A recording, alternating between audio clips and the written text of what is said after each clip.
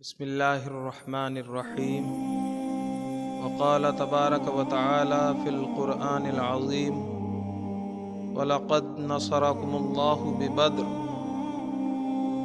حضرات، انشاءاللہ تبارک و تعالی آج سے میں آپ کو ہجرت اور جنگ بدر کے واقعات بتاؤں گا۔ انشاءاللہ روزانہ یہ واقعات آپ کے پاس پہنچیں گے، آپ ان کو غور سے سنیں کہ کس طریقے سے اسلام پھیلا، میرے نبی کریم صلی اللہ تعالی علیہ وسلم نے کیسی کوشش کی، کتنی محنتیں کی، کتنی مشقتیں برداشت کی میرے آقا نے، پھر ہم تک یہ اسلام پہنچا۔ رب تبارک و تعالی قرآن پاک میں ارشاد فرماتا ہے وَلَقَدْ نَصَرَكُمُ اللَّهُ بِبَدْرٍ۔ جب نبی کریم صلی اللہ تعالی علیہ وسلم نے دین کی دعوت دینا شروع کی تو کفار آپ کے دشمن بن گئے، غیر تو غیر اپنے بھی آپ کے دشمن بن گئے، آپ کی جان لینا چاہتے تھے، آپ کو مارنا چاہتے تھے، آپ کے اپنے بھی رشتہ دار، چچا زاد بھائی سب آپ کے دشمن بن گئے۔ میرے آقا صلی اللہ تعالی علیہ وسلم دعوت دے رہے ہیں دین کی، پریشانیوں کا سامنا کر رہے ہیں۔ حضور نبی کریم صلی اللہ علیہ وسلم نے دین کی دعوت دیتے دیتے اسلام کو مدینہ منورہ میں بھی پہنچا دیا۔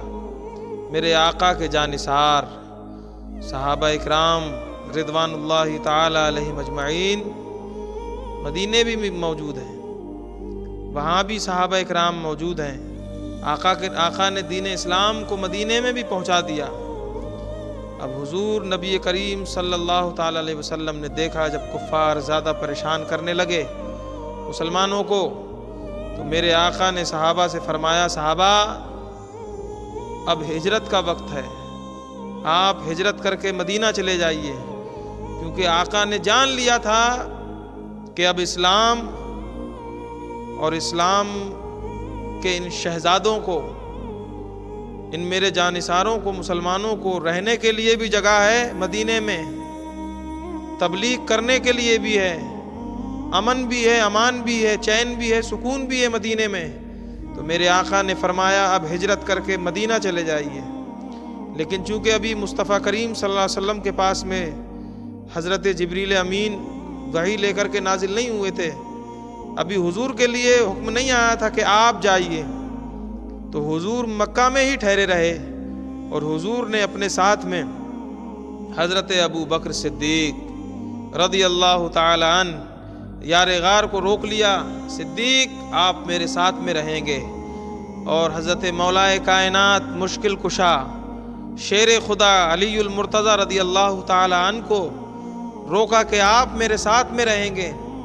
باقی صحابہ اکرام کو حکم دے دیا کہ آپ ہجرت کر کے مدینہ تشریف لے جائیں۔ ان صحابہ اکرام میں سب سے پہلے لبیک کہنے والے، سب سے پہلے جانے والے حضرت ابو سلمہ رضی اللہ تعالی عنہ یہ چلے گئے۔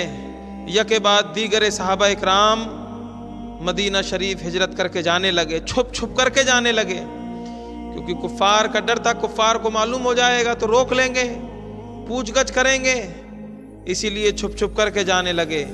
جس کو جیسا موقع ملتا اس حساب سے وہ موقع تلاش کر کے فوراً نکل جاتا تھا۔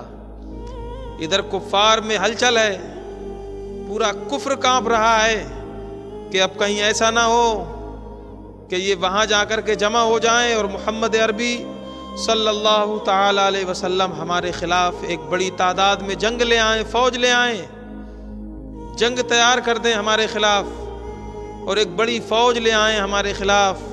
اسی لیے کفار میں ہلچل مچ گئی۔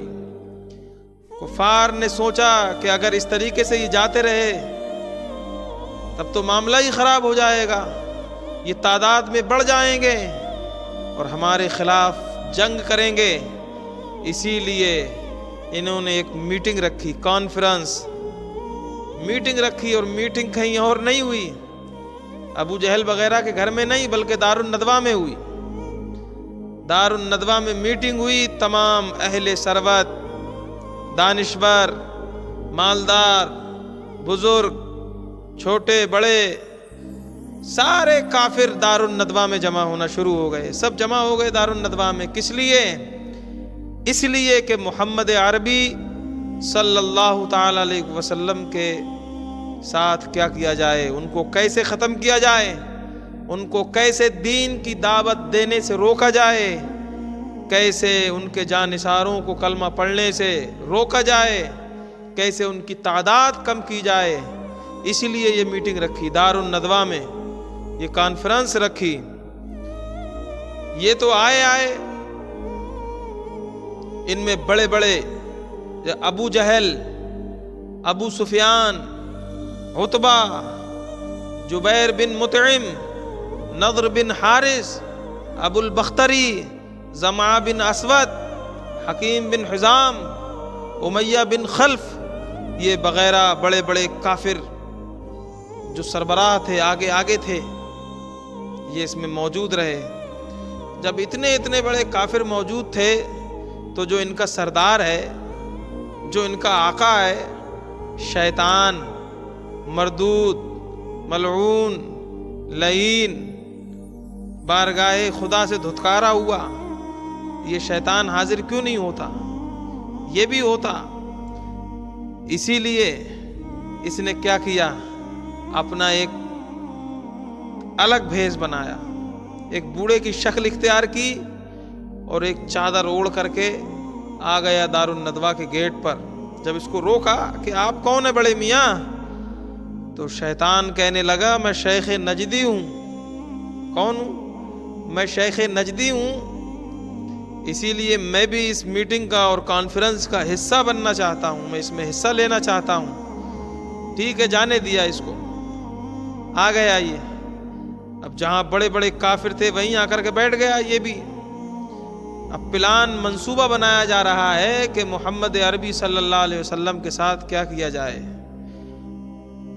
उनको कैसे रोका जाए, उनको कैसे मारा जाए, इनके साथ क्या किया जाए, कत्ल कर दिया जाए कि फांसी दे दी जाए, कि इनके साथ आखिरकार क्या किया जाए जिससे ये दीन की दावत देना बंद कर दें, दीन इस्लाम ख़त्म हो जाए और हम अपने माबूदों की बात पूजा करते रहें, इबादत करते रहें, झूठे पत्थर के माबूदों की हम इबादत करते रहें। ये मंसूबा बना रहे हैं।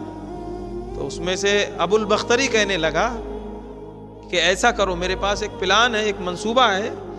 ऐसा कीजिए कि एक कोठरी में, बंद कमरे में मोहम्मद अरबी रूहुल फिदा सल्लल्लाहु ताला अलैहि वसल्लम को कैद कर दिया जाए और उसी में उनके खाने पीने का सामान दिया जाए और एक छोटा सा सुराख खोल दिया जाए जिसके ज़रिए हम उनको खाना पहुंचाएं और पीने के लिए पानी हम उनको दें।